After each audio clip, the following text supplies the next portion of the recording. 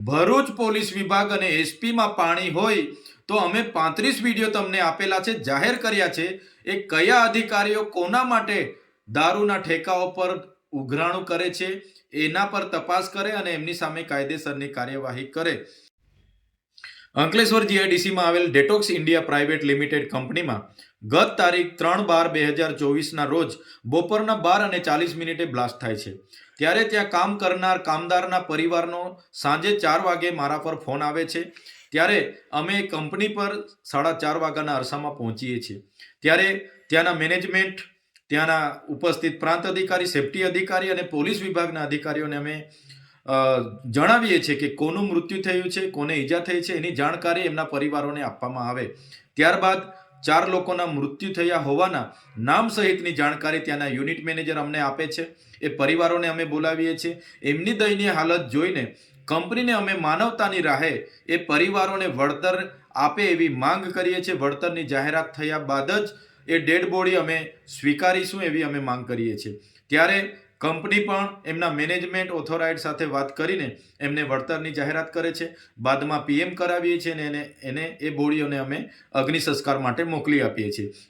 ત્યારે આ સમગ્ર ઘટનાની જાણ ત્યાંના સ્થાનિક નેતાઓને થતાં એમના પેટમાં તેલ રેડાયું અને આ નેતાઓએ પોલીસ સાથે મિલીભગત કરીને અંકલેશ્વર જીઆઈડીસી પોલીસ સ્ટેશનના પોલીસ સબ ઇન્સ્પેક્ટર એવી સિયાડિયા પોતે અરજદાર બનીને દિન 7 બાદ ગત તારીખે 10ના રોજ મારા પર ખોટી એફઆઈઆર કરી છે.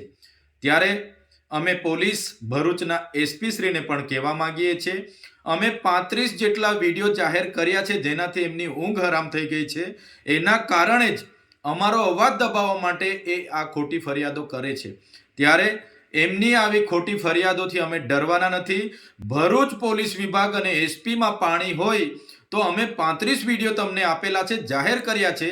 એ કયા અધિકારીઓ કોના માટે દારૂના ઠેકાઓ પર ઉઘરાણું કરે છે એના પર તપાસ કરે અને એમની સામે કાયદેસરની કાર્યવાહી કરે.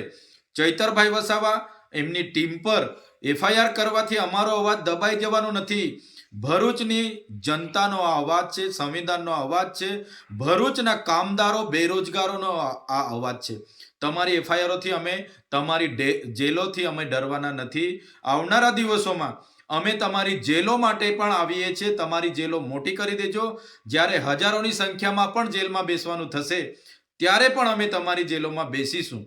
અને પોલીસ અધિકારીઓને ખાસ કહેવા માંગીએ છીએ, સરકારો બદલાતી રહી છે, તમારો પગાર એ પ્રજાના ટેક્સમાંથી આવે છે, એટલે નિષ્પક્ષ કાર્યવાહી કરો, તટસ્થ કાર્યવાહી કરો. કોઈના ચમચાગીરી કરવાની જરૂર નથી. જ્યારે પણ આવી ઘટનાઓ બહાર આવે છે તો સામાન્ય લોકોનું તો શું, ધારાસભ્ય પર ખોટી ફરિયાદો થાય છે તો પોલીસ વિભાગ પરથી સામાન્ય જનતાનો વિશ્વાસ ઉઠી જાય છે. ધન્યવાદ.